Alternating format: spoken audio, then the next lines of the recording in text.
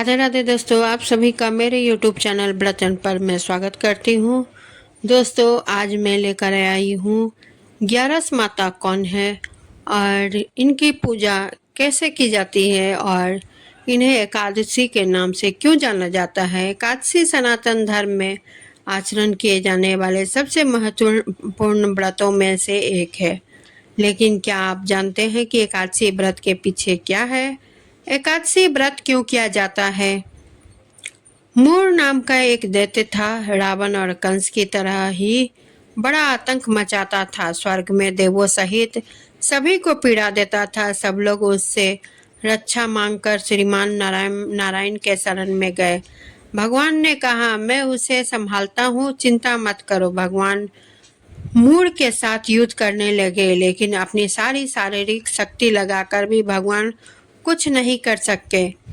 भगवान को युद्ध के मैदान से पलायन करना पड़ा। वे हिमालय की एक गुफा में छिप गए। मूर भी उनका पीछा करते हुए वहां पहुंच गया। भगवान से ने ध्यान करना शुरू किया और उनके मन से एक शक्ति उत्पन्न हुई। उन मानसिक शक्ति उस भक्त शक्ति के ने बाहर आकर मूर को अपनी तलवार से मार डाला। हम जानते हैं कि शरीर में 10 इंद्रियां हैं, 5 ज्ञानेंद्रियां हैं और 5 कर्मेंद्रियां हैं। 11वीं इंद्रिय है मन। संस्कृति में एकादशी का अर्थ है 11। चूंकि यह देवी की उनके मन भगवान की 11वीं इंद्रियों से निकलती थी, इसलिए भगवान ने उन्हें एकादशी के नाम से पुकारा। एकादशी माता की उत्पत्ति का दिन उनके नाम से ही जाने लगा। माता एकादशी के अंतिम चरण के दौरान उत्पन्न हुई थी। इसे जयंती कहते हैं और उन्होंने द्वादशी के पहले चरण के दौरान दैत्य को मार डाला था। इसे स्मृति कहते हैं। भगवान ने घोषणा की, एकादशी के दौरान देवी के इस महान कार्य के कारण पूरे जगत में कोई भी पाप नहीं करे रहेगा। लेकिन पाप तो पहले से ही है। जब उसने यह सुना, पाप पुरुष आश्रय की तलाश में इधर उधर भागने लगा। एकादशी के दौरान वह कहाँ रहेगा? वह जहाँ भी गया सभी ने उसे आश्रय देने से इनकार कर दिया। अंत में अन्न यानी भोजन में एकादशी के दौरान उसे आश्रय देने के लिए सहमति हुई। यानी कानी च पापानी ब्रह्म हत्या किदकानी च अन्नमाश्रित्य सर्वाणि तिष्ठन्ति हरिवासरे अंग स केवलं भुड़ंगते यो भुड़ंगते हरिवासरे। तो एकादशी के दौरान सभी पाप भोजन में आश्रय लेते हैं। जो कोई एकादशी के दौरान भोजन करता है, ये पाप उस व्यक्ति में प्रवेश करेंगे और रोग, समस्या, हानि, परेशानी इत्यादि बन जाएंगे। एकादशी देवी को विष्णु कन्या भी कहा जाता है, क्योंकि वह भगवान की मानस पुत्री है। उनकी मूर्ति पूरी जगन्नाथ मंदिर और द्वारका धाम में है। भगवान के धर्म की रक्षा के लिए जितने भी अवतार हैं, वे सभी एकादशी के दिन ही हुए हैं। इसलिए यह इतना पवित्र दिन है। कथा इस तरह है कि गालव मुनि का भद्रशील नाम का एक पुत्र था। भद्रशील ने छोटी उम्र से ही एकादशी व्रत पालन करना शुरू कर दिया था। मुनि ने उन्हें ऐसा करने के लिए कभी नहीं कहा था। एक बार मुनि ने भद्रशील से पूछा कि उन्हें इस व्रत को करने से किसने कहा। भद्रशील ने कहा कि मैं कई जन्मों से एकादशी व्रत करता आ रहा हूँ। आमतौर पर किसी को भी पिछला जन्म याद नहीं रहता। जब तक आप माँ बाप के गर्भ में होंगे तब तक आपको अपने पिछले जन्मों की बातें याद रहेंगी, लेकिन जन्म से ठीक पहले वह स्मृति मिट जाती है। लेकिन भद्रशील को अपने पिछले जन्म की यादें उस समय भी याद थी।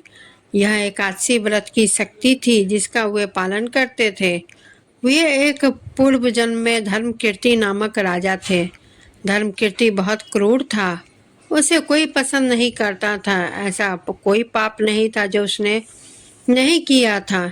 एक बार वह अपने सैनिकों के साथ शिकार पर गया। उसने एक हिरण को देखा और उसके सैनिकों को उस हिरण को चारों ओर से घेरने के लिए कहा। राजा ने कहा कि जो भी हिरण को भगाने देगा उसका पूरा परिवार मार डाला जाएगा। हिरण ने यह सुना और सोच विचार के सैनिक, मैं उनमें से किसी को भी कुछ नहीं होने दूंगा। हिरण राजा के पास से निकल भागा। राजा ने हिरण का पीछा किया। सूर्यास्त होते राजा एक घने जंगल के अंदर फंस गया। हिरण कहीं दिखाई नहीं दे रहा था। राजा ने एक पेड़ के पीछे नीचे रात बिताई। उसने दिन भर में कुछ नहीं खाया था। उसे चारों ओर से खतरनाक जानवरों की गुर्राने की आवाज सुनाई दे रही थी। वह सो नहीं सका। राजा ने डर से श्री हरि परमात्मा से प्रार्थना से करना शुरू कर दिया। फिर सुबह होते ही उसकी मृत्यु हो गई। यमदूत आए और उसे यमराज के पास ले गए। यमराज ने पूछा, तुम लोग इन्हें यहाँ क्यों लाए हो?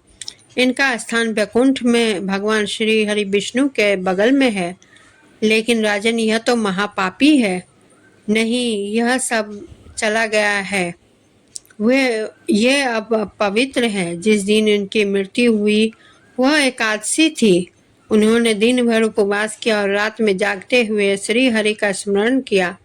उनके सारे पाप दूर हो गए, वे पवित्र हो गए। यमराज ने स्वयं एक स्वर्ण रथ बुलवाया और राजा को वैकुंठ भिजवाया। जब लोगों को इस बारे में पृथ्वी पर पता चला तो वे सभी एकादशी का पालन करने लगे और अधिक उत्साहित हो गए। पितरों के लिए श्री कृष्ण पक्ष की एकादशी का विशेष महत्व है। श्राद्ध करने का यह दिन अच्छा है। यदि किसी कारणवश आप मृत्यु की तिथि पर श्राद्ध नहीं कर पाते हैं तो अगली कृष्ण पक्ष एकादशी को कर सकते हैं। पितृलोक में कृष्ण पक्ष के दिन का एक समय होता है। पितृलोक में एक दिन की अवधि 15 मानव दिन और रात की अवधि में 15 मानव दिन होती है। उनके लिए दिन पृथ्वी पर कृष्ण पक्ष के 15 दिनों का होता है। जब तक एकादशी होती है तब तक करने के लिए दिन का दो तिहाई भाग समाप्त हो जाता है। दोपहर 2 बजे के करीब जो उनके खाने का समय होता है। पृथ्वी पर कृष्ण पक्ष की एकादशी वह समय है जब पितृलोक में पितरों का भोजन का होता है। उन्हें भोजन और पानी देने का यह उत्तम समय है। वैष्णवों और दूसरों के लिए एकादशी में एक अंतर होता है। वैष्णवों सभी एकादशियों का पालन करते हैं, लेकिन अन्य लोग अगर वे शादीशुदा है और उनके बच्चे हैं तब उन्हें देवशयनी एकादशी और देव उठाने के एकादशी के बीच वाली कृष्ण पक्ष की एकादशियों का ही पालन करना चाहिए। विवाहित महिलाओं द्वारा उपवास के पालन का एक और नियम है। उन्हें पूर्ण उपवास नहीं करना चाहिए। व्रत के दौरान उन्हें फलाहार अवश्य करना चाहिए। पुरुष पूर्ण उपवास कर सकते हैं, लेकिन महिलाओं को फलाहार जरूर करना चाहिए। महिलाओं को पति की सहमति लेकर ही व्रत करना चाहिए, अन्यथा इसका कोई लाभ नहीं होगा। जिस भी देवता की आप पूजा करते हैं उनके बारे में जानना जरूरी है। आपको यह जानने की कोशिश करनी चाहिए कि वे कोई भी धार्मिक कार्य क्यों किया जाता है, तभी फायदा होता है। परिचय पुरा देवतः पूजा परो भवते, देवे परिचयो नास्ति वद पूजा कंथ भवते। आदर, प्रेम इत्यादि किसी भी की महानता को जानने से होता है। सिर्फ भगवान की ही नहीं, हम महान नेताओं की पूजा करते हैं। हम उनकी समाधि पर फूल चढ़ाते हैं क्योंकि हम उन महान कर्मों को जानते हैं जो उन्होंने किया है। भगवान की महानता को जाने बिना की गई पूजा केवल एक यांत्रिक क्रिया है जिसका कोई आध्यात्मिक लाभ नहीं होगा। इसलिए जिस देवी या देवता की आप पूजा करते हैं उनके बारे में जानने की कोशिश करें, तभी लाभ होगा। उनकी महानता को कैसे जाने? उन्होंने जो किया उसके बारे में सुनकर या पढ़कर, इसके साथ पूजा करके देखिए। आपको जल्दी एहसास होगा कि आपकी प्रार्थना उत्तर जल्दी मिलने गए। तो दोस्तों, आप सभी को 11 माता की कथा कैसी लगी कमेंट करके ज़रूर कहें और वीडियो को लाइक शेयर करें, चैनल को सब्सक्राइब करें और बेल आइकन को क्लिक करना ना भूलें, क्योंकि सबसे पहले वीडियो की नोटिफिकेशन आप तक पहुंचे, इसलिए बेल आइकन क्लिक करें। इसी के साथ मैं विदा लेती हूँ। धन्यवाद।